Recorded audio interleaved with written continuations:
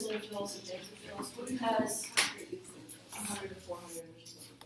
it depends on what scale they're using, whether they're using milliliters or deciliters. Okay, and I don't want you to have to sweat that. Okay, what I was looking for was a very small number. Okay, because the numbers in the older textbooks and the numbers in the thing that I use were very tiny, like 0 to 1 or 2 to 3 per high-powered field and that kind of thing. Okay, so if that's what's in the book, Rachel, I'll give you the credit for it.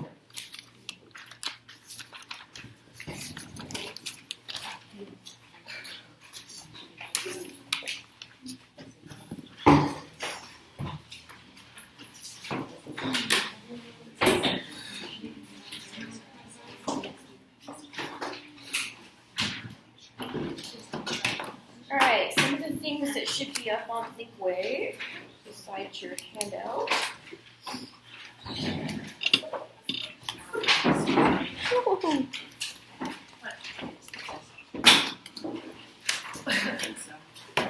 Cannabis as a cause of stroke in younger patients. What's cannabis? Marijuana. Yeah.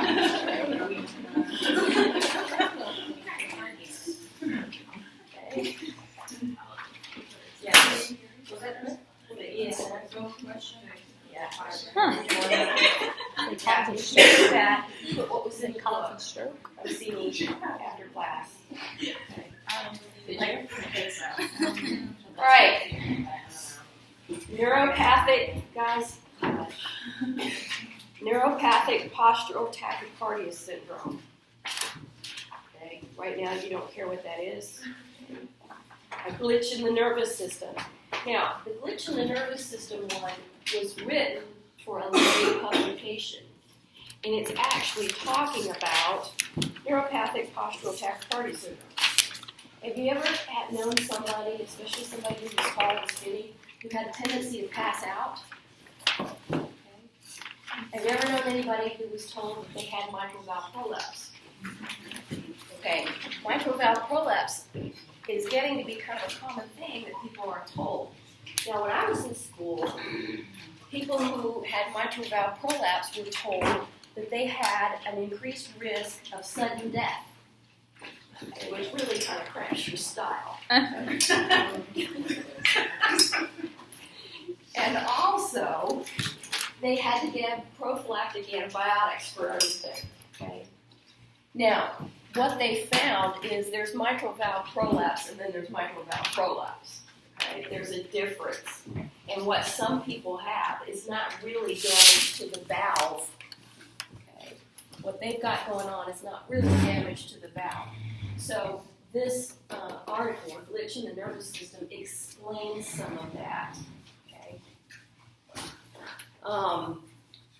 Heart health update.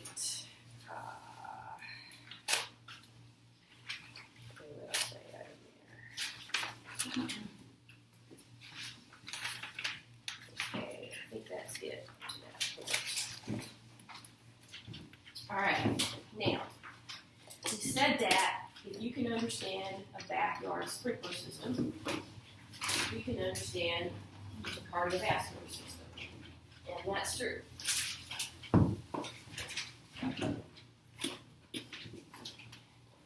So we've been talking about the pump of our irrigation system, which would be the heart. Now we need to talk about the pipes. The arteries, the veins, and the capillaries. Now there's some good news and there's some bad news about this chapter. Bad news is that there are 487 bazillion arteries and veins. And you're probably thinking, great, I just barely survived the muscles, and now you're telling me there's 487 bazillion arteries and veins. That's the bad news.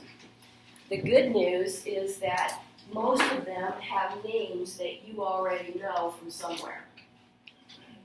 In general, arteries and veins are named for the body part that they supply. In general, not in all cases, but in general, arteries and veins are named for the body part that they supply, or sometimes for the region that they supply. Okay? So even though there's 487 billion of them, most of them you're going to look at and go, well, yeah, I'd call that the renal artery too because it goes to the kidney. Okay, so they're not as hard to learn as the muscles, for example. The thing that is a little bit more tricky in this chapter is that it is very heavy on physiology. And the physiology doesn't go away. Okay? We talk about cardiovascular physiology again in repro. We talk about it again in pharmacology. We hit it a little tiny bit in gynecology, but not much.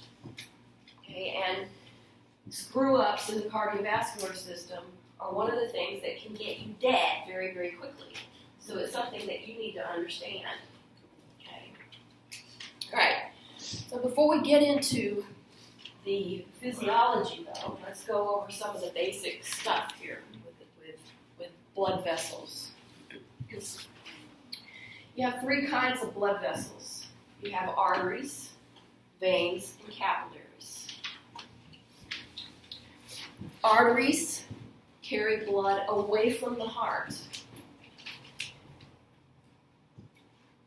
In the systemic circulation, in other words, the circulation that the left heart is pumping, in the systemic circulation, the arteries carry oxygenated blood. The arteries coming out of the right side of the heart, on the other hand, do not, because the right side of the heart is pumping deoxygenated blood. So the difference between an artery and a vein is not whether it's carrying oxygenated blood.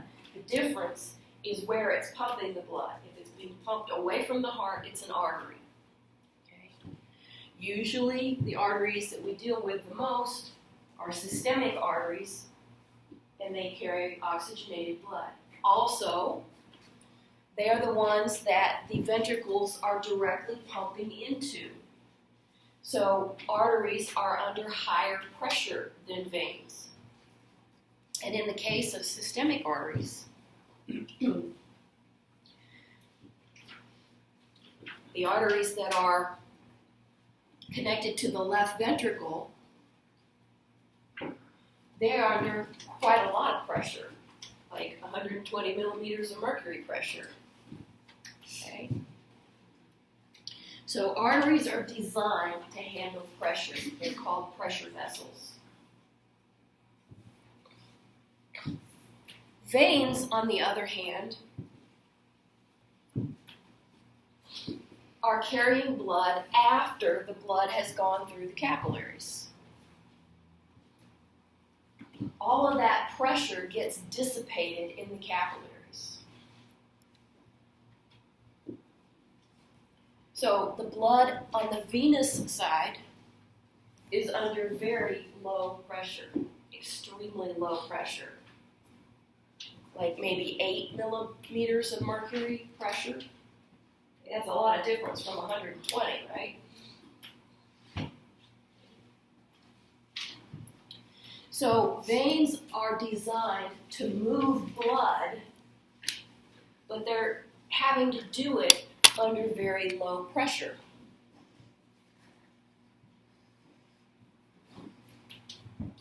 The veins are a little bit stretchier than arteries. And so veins can also accommodate or hold more blood. They're said to be capacitance vessels. That means they have the capacity to hold extra blood.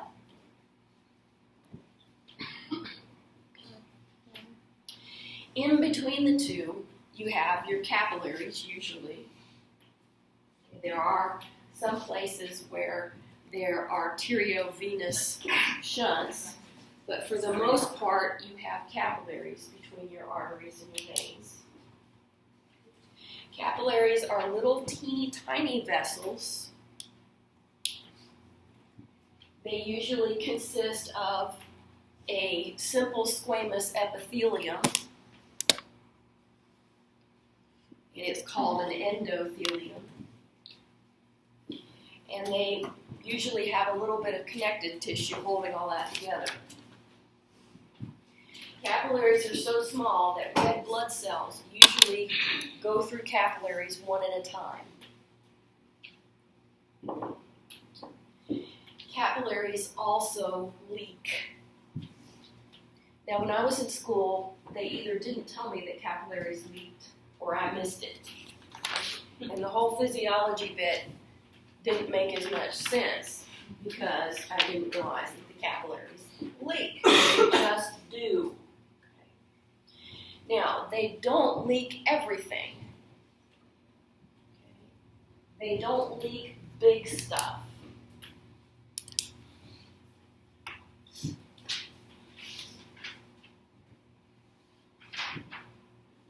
So let's look at some of the differences here in the way the walls are put together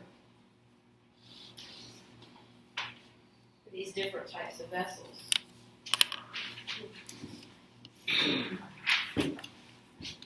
Under the microscope, it's very easy to spot an artery or a vein. Really easy. This is an artery, this is a vein. How do I know? Because the artery has more or less kept its shape. It looks a little squished because when they made that slide, they cut the tissue, okay, and they squished it a little bit. But this one is still keeping the lumen, or the part in the middle, open, and it's all very regular all the way around. That because of the pressure. The vein, on the other hand, looks very squished. Okay. This is the first thing that tells you that the vein's wall is not as thick. Let's see, I got to go get a tissue.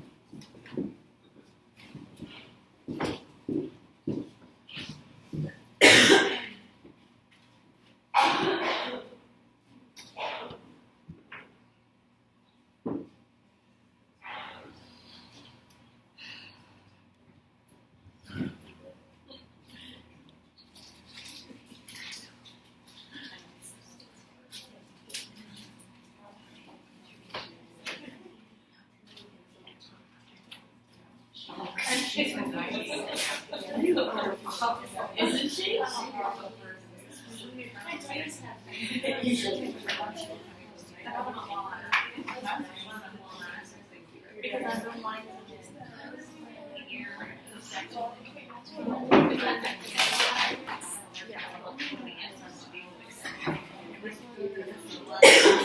But it's just